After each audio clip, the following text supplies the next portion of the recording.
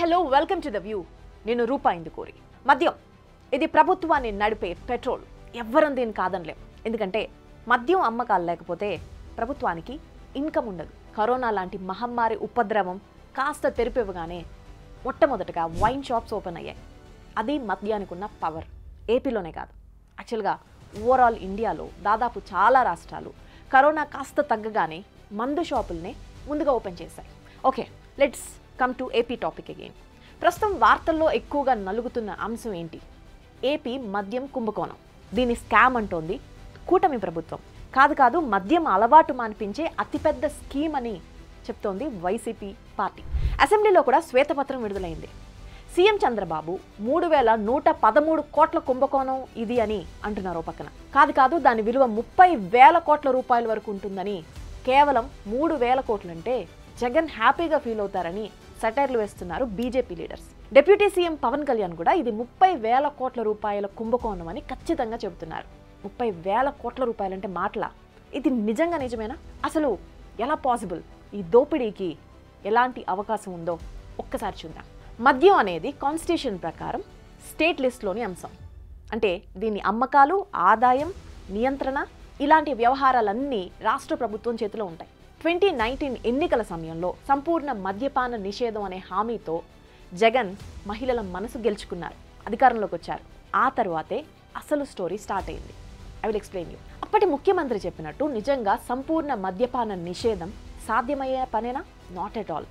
దీంతో ఆయన వెంటనే మాట మార్చి విడతల వారీగా అన్నారు.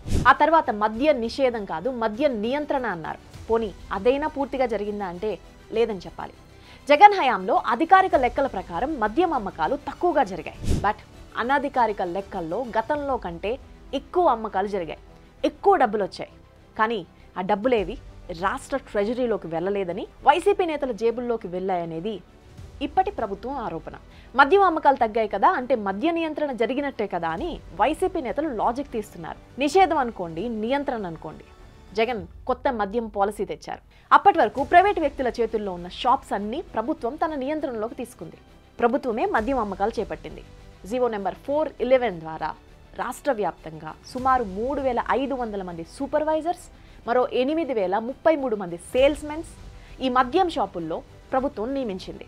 టీడీపీ హయాంలో 4,380 వైన్ షాప్స్ ఉండగా వైసీపీ దిగిపోయే నాటికి వీటి సంఖ్య 2,934 మాత్రమే. అంటే 33% షాపుల సంఖ్య తగ్గింది. సో మద్యం షాపుల విషయంలో మనకు క్లారిటీ వచ్చింది. అయితే లాజిక్ అంతా ఇక్కడే ఉంది. మద్యం అమ్మకాల విషయాన్ని ఒక్కసారి క్లియర్గా పరిశీలిద్దాం. బీర్లు తయారు చేసేవి బ్రూవరీస్, మద్యం తయారు చేసేవి డిస్టిలరీస్. ప్రభుత్వం దగ్గర అనుమతి తీసుకుని ఈ కంపెనీలు ఏర్పాటు చేస్తాయి. అయితే అమ్మకాల విషయంలో వీరికి స్వేచ్ఛ ఉండదు. ఆంధ్రప్రదేశ్ స్టేట్ బ్యావరేజెస్ కార్పొరేషన్ లిమిటెడ్తో ఒప్పందం కుదుర్చుకున్న కంపెనీలకు మాత్రమే అనుమతి ఉంటుంది. తొలి మోసం ఇక్కడే జరిగింది. ఏపీఎస్బీసీఎల్ వైసీపీ నేతలతో కుమ్మక్కైందని, వారికి చెందిన డిస్టిలరీల నుంచి మాత్రమే మద్యం షాపులకు చేరేలా ప్లాన్ చేసిందనేది ఇక్కడ ఆరోపణ.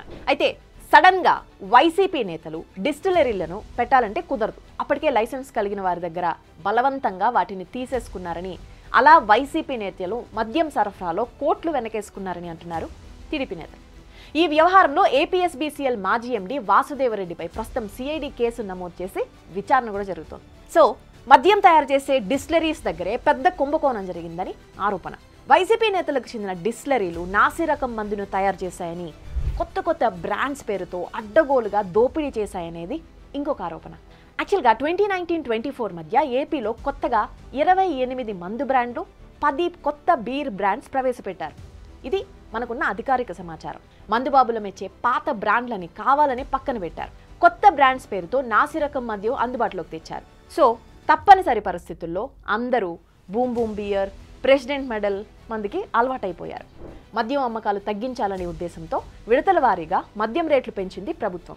అసలే నాసిరకం మద్యం, దాన్ని మరీ ఎక్కువ రేటు చెల్లించి తీసుకోవాల్సి రావడంతో ఏపీలో అందరూ లబోదిబోమన్నారు. అందుకే తెలంగాణ వాసులు అదృష్టవంతులంటూ సోషల్ మీడియాలో మందుబాబులు జోకులేసుకునేవారు. డిస్టిలరీలను బలవంతంగా లాగేసుకోవడం మొదటి మోసం అయితే, రేటు పెంచిన నాసిరకం బ్రాండ్లు రెండో మోసం.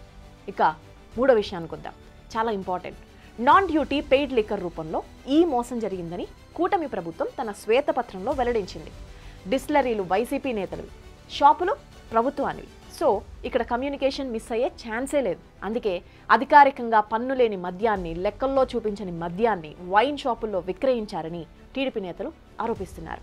ఉదాహరణకు మందు బాటిల్ విలువ 100 రూపాయలు అనుకుంటే దాని తయారీకి 16 రూపాయలు ఖర్చు అవుతుంది. దీనిపై 84 రూపాయలు రాష్ట్ర ప్రభుత్వం పన్ను రూపంలో యూజువల్గా తీసుకుంటుంది.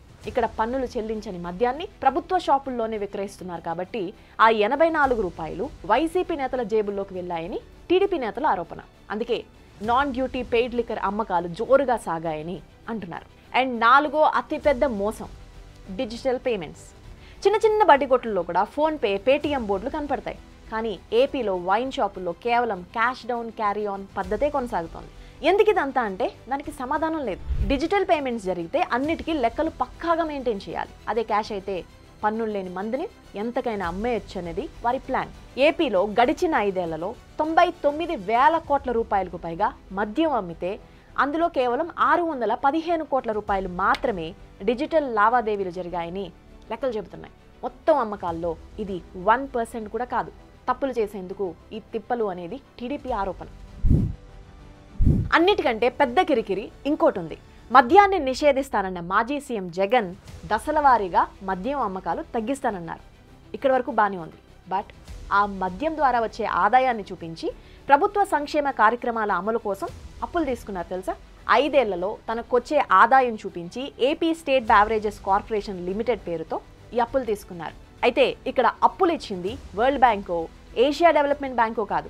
ఆంధ్రప్రదేశ్ విద్యుత్ ఉద్యోగులకు చెందిన పెన్షన్ ట్రస్ట్ల నుంచి మొత్తం 13,148 కోట్ల రూపాయలు అప్పుగా తీసుకున్నారు.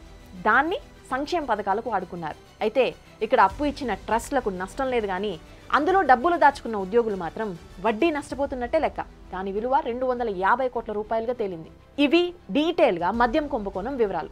మద్య నిషేధం అంటూ అధికారంలోకి వచ్చిన వైసీపీ అది చేయకపోగా మద్యం పేరు చెప్పి జనం దగ్గర డబ్బులు కొట్టేసిందని, వైసీపీ నేతలు జేబులు నింపుకున్నారని ఇప్పుడు టీడీపీ శ్వేతపత్రం విడుదల చేసి మరీ ఈ లెక్కలు చూపిస్తోంది. ఆ కుంభకోణం విలువ 3,113 కోట్లు అంటున్నారు సీఎం చంద్రబాబు. కాదు 30,000 కోట్ల గోల్మాల్ జరిగిందని ఒక పక్క జనసేన, బీజేపీ లీడర్స్ అంటున్నారు. ఇక నిజానిజాలు సిఐడి తేల్చాల్సి ఉంది.